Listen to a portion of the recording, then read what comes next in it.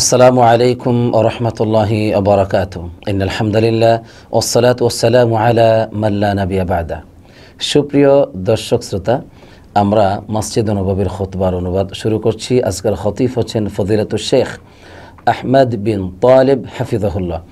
যে বিষয়ে তিনি মুসলিম উম্মার জন্য খুতবাটি পেশ করেছেন তা হচ্ছে রাসূলুল্লাহ সাল্লাল্লাহু আলাইহি ওয়াসাল্লামের বৈশিষ্ট্য ও গঠন আকৃতি। বিষয়টি খুবই চমৎকার, কারণ তার এই বক্তব্যের মাধ্যমে আমরা জানতে পারবো আমাদের রাসূল সাল্লাল্লাহু আলাইহি ওয়াসাল্লামের, আমাদের প্রিয় নবী মুহাম্মদ সাল্লাল্লাহু আলাইহি ওয়াসাল্লামের গঠন আকৃতি, তার চরিত্র, তার আখলাক, তার জীবন আদর্শের অনেক দিক আমরা জানতে পারবো। আল্লাহ রাব্বুল আলামিন আমাদেরকে খুতবার অনুবাদ মনোযোগ সহকারে শোনার তৌফিক দান করুক, আর আমাকে খুব সুন্দরভাবে বিষয়টি তুলে ধরার তৌফিক দান করুক, আমিন। সম্মানিত খতিব সাহেব আল্লাহ রাব্বুল আলামিনের প্রশংসা জ্ঞাপন করে অতঃপর তিনি রাসূলুল্লাহ সাল্লাল্লাহু আলাইহি ওয়াসাল্লামের উপর দরুদ পাঠ করে মুসলিম উম্মাহকে লক্ষ্য করে বলছেন যে একজন ব্যক্তির জ্ঞানের এবং তার বুদ্ধির পরিপক্কতা এবং পরিপূর্ণতা যতই ঊর্ধ্বে পৌঁছে যাক না কেন, সে কোনোভাবেই রাসূলুল্লাহ সাল্লাল্লাহু আলাইহি ওয়াসাল্লামের যে সৌন্দর্য, তার যে চরিত্রের বাস্তবতা, এটা কোনোভাবেই কেউ বিবরণ দিয়ে শেষ করতে পারবে না। কারণ কি? কারণ সবাই এক্ষেত্রে অক্ষম হবে রাসূলুল্লাহ সাল্লাল্লাহু আলাইহি ওয়াসাল্লামের পরিপূর্ণ বিবরণ পেশ করতে। কেন? কারণ আল্লাহ রাব্বুল আলামিন তাকে নিজে গঠন করেছেন। আল্লাহ রাব্বুল আলামিন মুহাম্মদ সাল্লাল্লাহু আলাইহি ওয়াসাল্লামকে পাঠ করিয়েছেন, তাকে শিক্ষা দিয়েছেন। এজন্য এটা কখনো তার জীবন আদর্শকে আয়ত্ত করা আদৌ সম্ভব নয়। যেমন আল্লাহ রাব্বুল আলামিন তাকে বলছেন ইকরা বিসমি রাব্বিকাল্লাযী খলাক। আল্লাহ তাআলা তাকে পাঠ করিয়েছেন, এভাবে বলছেন যে তুমি পড়ো তোমার সেই প্রভুর নামে, যে প্রভু তোমাকে সৃষ্টি করেছেন। আল্লাহ রাব্বুল আলামিন তাকে যা পাঠ করিয়েছেন সেটা আবার আল্লাহ তাআলা তার মধ্যে এমনভাবে বদ্ধমূল করে দিয়েছেন যেন তিনি ভুলে না যান। আল্লাহ তাআলা এই মর্মে বলছেন সানুকরিউকা ফালা তানসা, অচিরে আমি তোমাকে পাঠ করাবো আর এর ফলে তুমি ভুলে যাবে না। তাহলে বোঝা গেল রাসূলুল্লাহ সাল্লাল্লাহু আলাইহি ওয়াসাল্লাম যাতে ভুলে না যান এই দায়িত্বটুকু আমাদের রব তিনি গ্রহণ করেছেন। সুবহানাল্লাহ।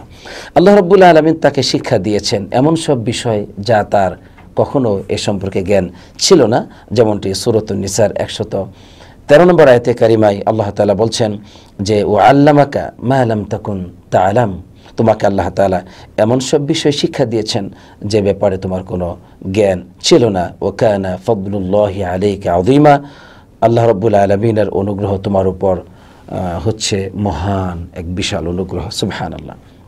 তাহলে বোঝা গেল যে আল্লাহ রাব্বুল আলামিন তাকে পাঠ করিয়েছেন, তাকে শিক্ষা দিয়েছেন, তাকে ভুল ভ্রান্তি থেকে সংরক্ষণ করেছেন, এই সাহায্য আল্লাহ করেছেন। তাই সম্মানিত খতিব সাহেব বলছেন আল্লাহ রাব্বুল আলামিন তাকে গঠন করেছেন, তাকে প্রস্তুত করেছেন, তাকে সাহায্য করেছেন। তার মন মানসিকতা, তার শরীরের গঠন, তার জ্ঞান, তার বিবেক বুদ্ধি বুঝ, তার শ্রবণ শক্তি, দৃষ্টিশক্তি, এই সব কিছু দিয়ে তাকে ক্ষমতাশীল করে সুন্দর করে গঠন করেছেন, যাতে করে তিনি ওহী আল্লাহ তাআলার পক্ষ থেকে তিনি যেন ওহী পেতে পারেন, এমন করে আল্লাহ তাআলা তাকে গঠন করেছেন। সুবহানাল্লাহ।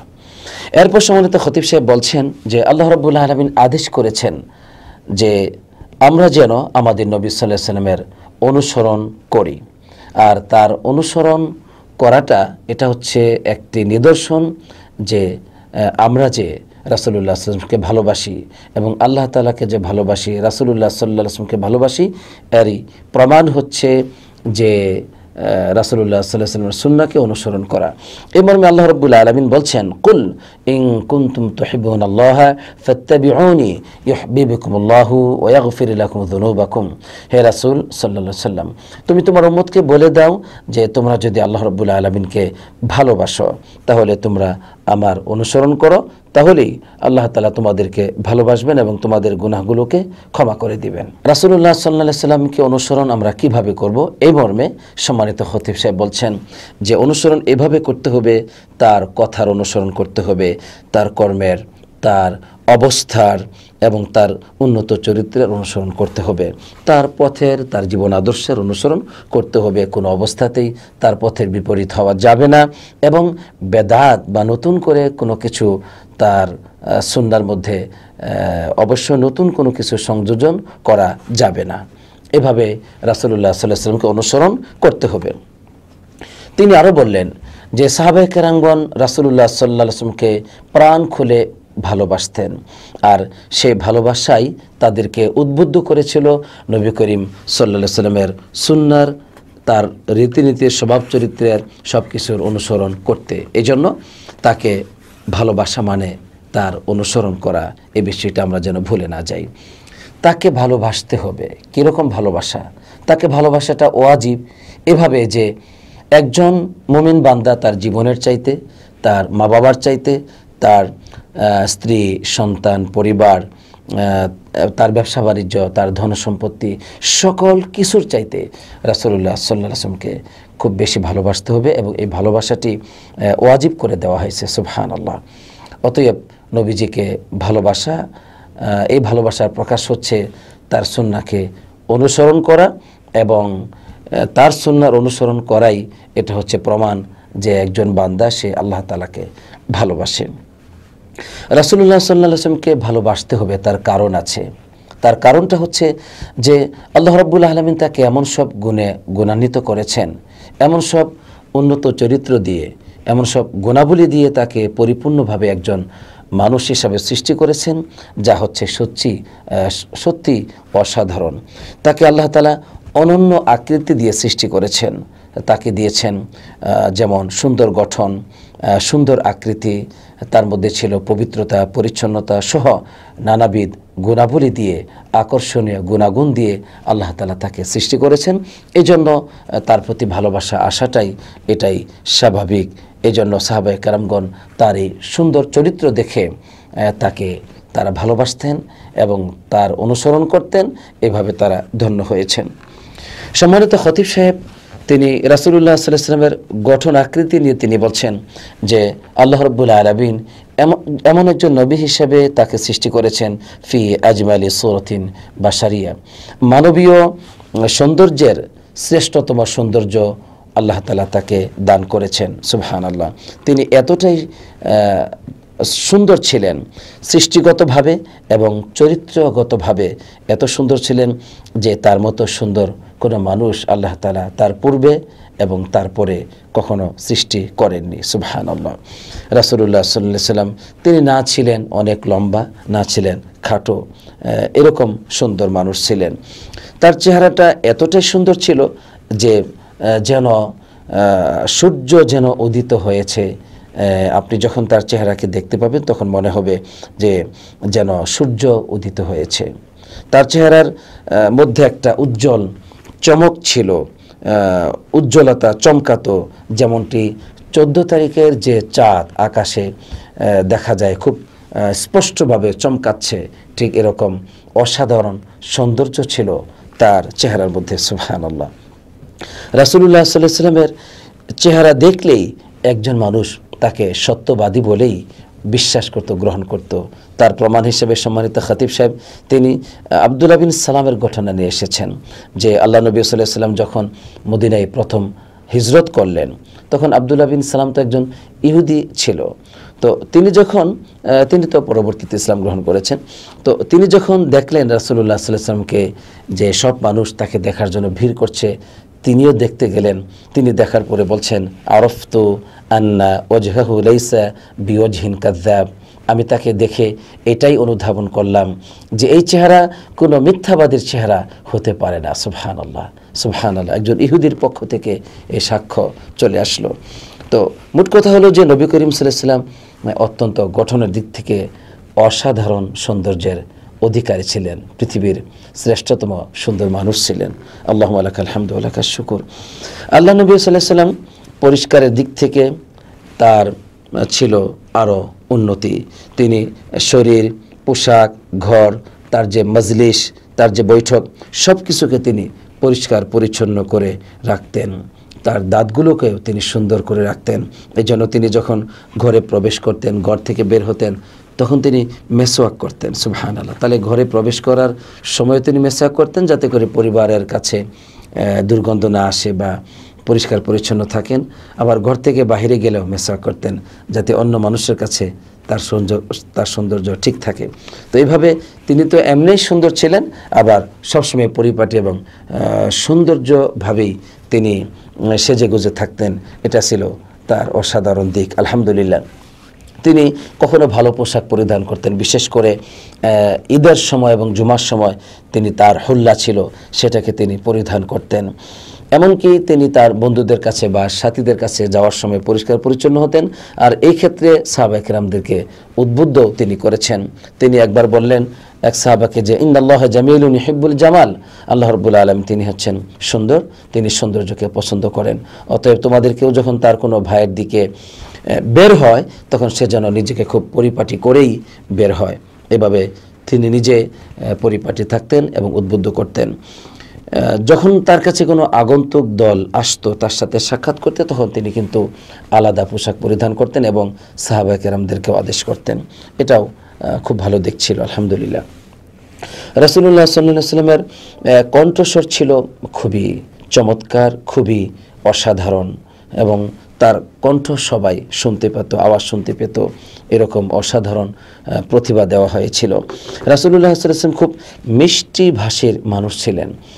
আর তিনি যখন কথা বলতেন এত সুন্দর করে কথা বলতেন যে পূর্ণ মনোযোগ দিয়ে, পূর্ণ জ্ঞান দিয়ে, আকল দিয়ে তিনি স্থিরভাবে এইভাবে সুন্দর করে কথা বলতেন। আল্লাহুম্মা লাকাল হামদু ওয়া লাকাশ শুকর। তার ভাষা ছিল খুবই স্পষ্ট, প্রত্যেক মানুষই তার ভাষাকে বুঝতে পারত।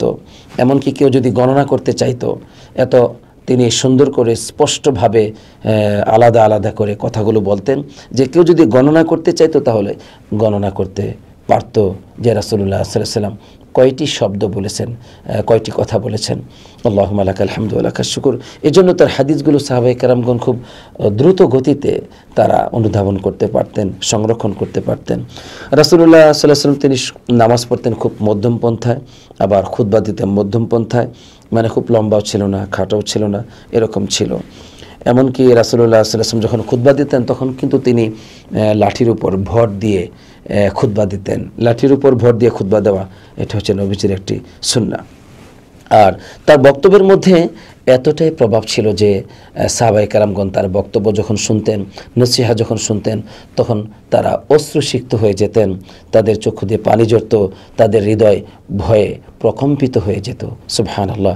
রাসূলুল্লাহ সাল্লাল্লাহু আলাইহি ওয়াসাল্লাম বক্তব্যের মাধ্যমে তাদেরকে বলতেন যে তোমরা আল্লাহ তাআলাকে ভয় করো, আর তোমরা আমার সুন্নাহর অনুসরণ করো, এবং আমার যে খুলাফায়ে রাশিদিনগণ আছেন তাদের সুন্নাহর অনুসরণ করবে আমার মৃত্যুর পরে।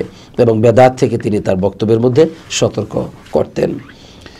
রাসূলুল্লাহ সাল্লাল্লাহু আলাইহি ওয়াসাল্লামের অন্তর নিয়ে সম্মানিত খতিব সাহেব তিনি কথা বলেছেন যে আল্লাহ নবী সাল্লাল্লাহু আলাইহি ওয়াসাল্লামের আত্মা ছিল সবচেয়ে পবিত্র আত্মা, সবচেয়ে সুন্দর, পরিষ্কার পরিচ্ছন্ন, কোমল প্রকৃতির আত্মা ছিল আমাদের নবী করিম সাল্লাল্লাহু আলাইহি ওয়াসাল্লামের আত্মা। কারণ সে আত্মার মধ্যে ছিল ঈমানের নূর, তাওহীদের নূর, কোরআনের নূর।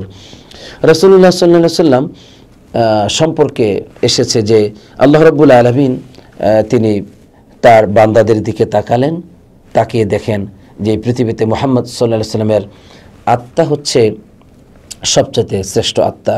তখন আল্লাহ তাআলা তাকে তার রিসালাতের জন্য মনোনীত করলেন, এবং তার সাহাবায়ে কেরাম তারপরে অন্যান্য বান্দাদের দিকে তাকিয়েছেন আল্লাহ তাআলা, দেখেছেন যে সাহাবায়ে কেরামদের আত্মা হচ্ছে সবচেয়ে পবিত্র আত্মা।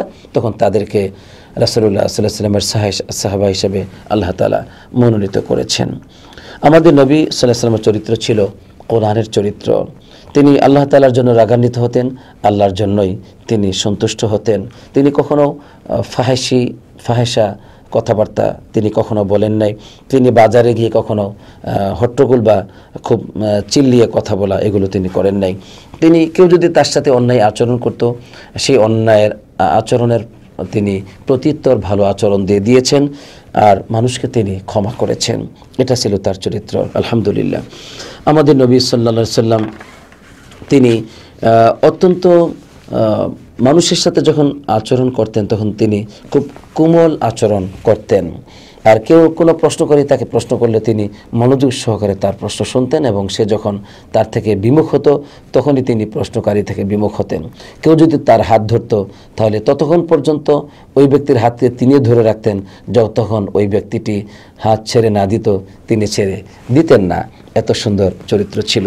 তিনি তার পরিবার পরিজনদের প্রতি অত্যন্ত অমায়িক, অত্যন্ত মায়া ভালোবাসা মমতাময় আচরণ করতেন তিনি, সুবহানাল্লাহ। আর তিনি বলেছেন, আমি আমার পরিবারের কাছে উত্তম, আর ওই ব্যক্তি তো উত্তম যে তার পরিবারের কাছে উত্তম, সুবহানাল্লাহ।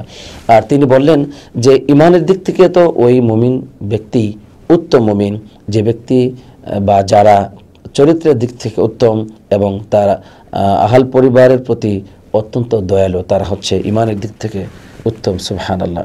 আল্লাহ নবী সাল্লাল্লাহু আলাইহি ওয়াসাল্লাম যখন ঘরে অবস্থান করতেন তখন পরিবারের কাজকর্ম করতেন, অর্থাৎ পরিবারকে তিনি সহযোগিতা করতেন এবং পরিবারের কাজকর্ম করতেন।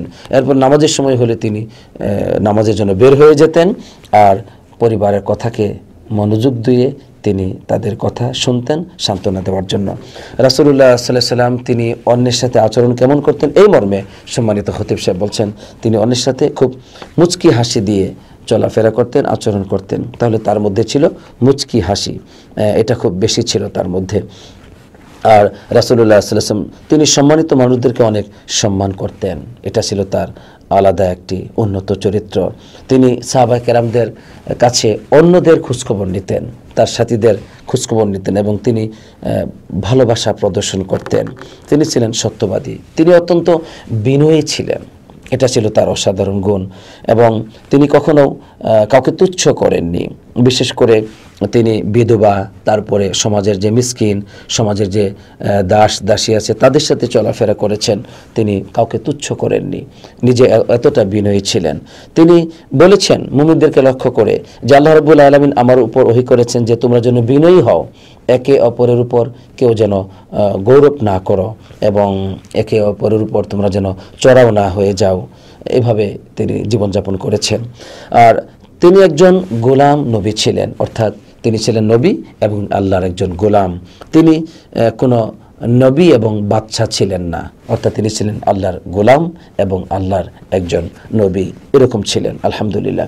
তিনি অত্যন্ত সহনশীল ছিলেন, কখনো তিনি কারো উপর নিজের জন্য প্রতিশোধ গ্রহণ করেননি, তবে আল্লাহ তাআলার বিধানকে লঙ্ঘন করলে সেক্ষেত্রে শাস্তি তিনি প্রয়োগ করেছেন, কিন্তু সেটা আল্লাহর জন্য, নিজের জন্য তিনি কখনো প্রতিশোধ গ্রহণ করেননি। রাসূলুল্লাহ সাল্লাল্লাহু আলাইহি ওয়াসাল্লাম অত্যন্ত দান খয়রাতকারী ছিলেন। তিনি তার কাছে কেউ যদি কোনো কিছু চাইতো কখনো তিনি তাকে খালি হাতে ফেরত দিতেন না, এটা ছিল তার অসাধারণ চরিত্র। তিনি অত্যন্ত মানুষের হক আদায় করার ক্ষেত্রে ছিলেন ন্যায়পরায়ণ এবং তিনি ন্যায় নিষ্ঠা প্রতিষ্ঠাকারী ছিলেন, সত্য প্রতিষ্ঠাকারী তিনি ছিলেন।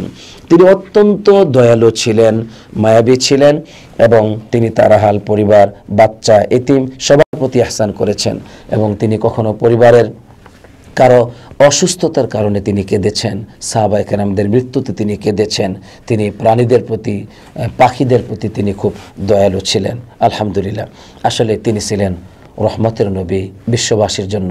এই মর্মে আল্লাহ রাব্বুল আলামিন বলছেন, ওমা আরসালনাকা ইল্লা রাহমাতাল লিল আলামিন, আপনাকে তো আমি বিশ্ববাসীর জন্য রহমত স্বরূপ প্রেরণ করেছি। আলহামদুলিল্লাহ।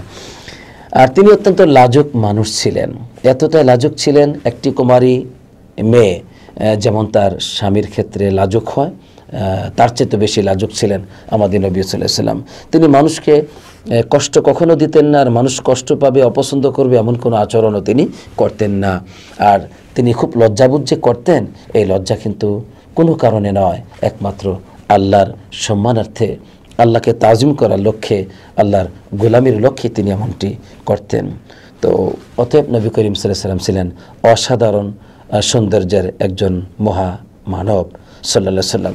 এখানে সম্মানিত খতিব সাহেব প্রথম খুতবাটি শেষ করেছেন। দ্বিতীয় খুতবার গুরুত্বপূর্ণ দিক হচ্ছে যে সম্মানিত খতিব সাহেব সাহাবায়ে কেরামদের ভালোবাসার কথা তিনি উল্লেখ করেছেন। তিনি বেশ কিছু ঘটনা উল্লেখ করেছেন, তার মধ্যে আমি কিছুটা বর্ণনা করছি। যে আল্লাহ রাসূল সাল্লাল্লাহু আলাইহি ওয়াসাল্লামকে সাহাবায়ে কেরামগণ খুব বেশি ভালোবাসতেন, তাদের জীবনের চাইতে বেশি, ধন সম্পত্তির চাইতে বেশি, সব কিছুর চাইতে বেশি।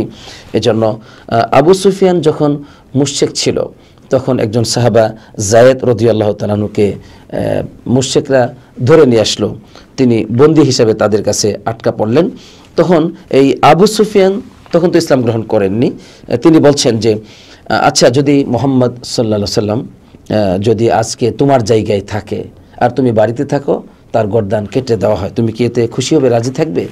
তখন যায়েদ রাদিয়াল্লাহু তাআলা আনহু বলছিলেন, তা অসম্ভব হতেই পারে না। আমার জীবনের এই যে মুক্তি বা আমি নিরাপত্তা পাবো, আর রাসূলুল্লাহ সাল্লাল্লাহু আলাইহি সাল্লামের হত্যা তো দূরের কথা, শাওকাতান যদি একটি মানে যদি একটি কাটার আঘাত পর্যন্ত হয়, আমি সেটা সহ্য করব না। তখন আবু সুফিয়ান বলেছিলেন যে মা রাআইতু আহাদান মিনান নাস ইউহিব্বু আহাদান কাহুব্বি আসহাবি মুহাম্মাদা। সুবহানাল্লাহ, আমি মানুষকে দেখি নাই যে মানুষ কোনো মানুষকে এত ভালোবাসে যেমনটি মুহাম্মদ সাল্লাল্লাহু আলাইহি ওয়াসাল্লামকে তার সাহাবায়ে কেরামগণ এত ভালোবাসে। তাহলে তখন তিনি মুশরিক ছিলেন, তখনও তিনি এরকম সাক্ষ্য দিয়েছেন সাহাবায়ে কেরামদের যে প্রবল ভালোবাসা রাসূলুল্লাহ সাল্লাল্লাহু আলাইহি ওয়াসাল্লামের প্রতি। আমরা আরেকটি ঘটনা উল্লেখ করেই শেষ করছি এই খুতবাটি, যে একজন আনসারী নারী ছিলেন, তার স্বামী, তার বাবা, তার ভাই, এরা সবাই উহুদের যুদ্ধে শহীদ হয়েছেন। এই সংবাদ যখন এই নারী শুনতে পেলেন, তখন তিনি এই দিকে ভ্রুক্ষেপ না করে তার আপনজন যে শহীদ হয়েছেন এই কথা চিন্তা না করে বললেন, নবী করিম সাল্লাল্লাহু আলাইহি ওয়াসাল্লামের অবস্থা কি সেটা আমাকে বলো।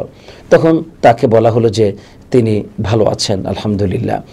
তো তিনি বললেন, না, আমাকে দেখাও নবী করিম সাল্লাল্লাহু আলাইহি ওয়াসাল্লাম কেমন আছেন, আমি তাকে দেখব।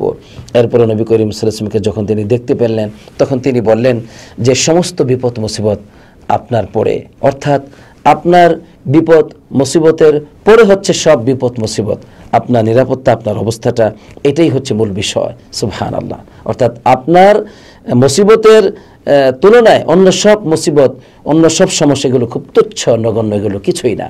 তাহলে দেখুন সাহাবায়ে কেরামগণ এভাবে রাসূলুল্লাহ সাল্লাল্লাহু আলাইহি ওয়াসাল্লামকে ভালোবেসেছিলেন, আর তাদের ভালোবাসা ছিল নবীজির আদর্শকে অনুসরণ করার মাধ্যমে। তো এখানে আমরা দ্বিতীয় খুতবাটি শেষ করছি। আজকের এই গুরুত্বপূর্ণ খুতবাটি যা হলো যে রাসূলুল্লাহ সাল্লাল্লাহু আলাইহি ওয়াসাল্লামের বৈশিষ্ট্য, তার গঠনাকৃতি আমরা যে জানলাম, এর মধ্যে যা কিছু আমরা শুনেছি, আমরা যা কিছু বলেছি, তার সৌন্দর্যের দিকগুলো, তার সুন্নাহ আদর্শের দিকগুলো আমরা যেন তার উপর আমাদের জীবনকে গঠন করতে পারি, আমল করতে পারি। আল্লাহ তাআলা আমাদের সবাইকে সেই তৌফিক দান করুক, আমিন। আসসালাতু ওয়াসসালামু আলা নবিয়িনা মুহাম্মদ ওয়া আলা আলিহি ওয়া সাহবিহি আজমাইন।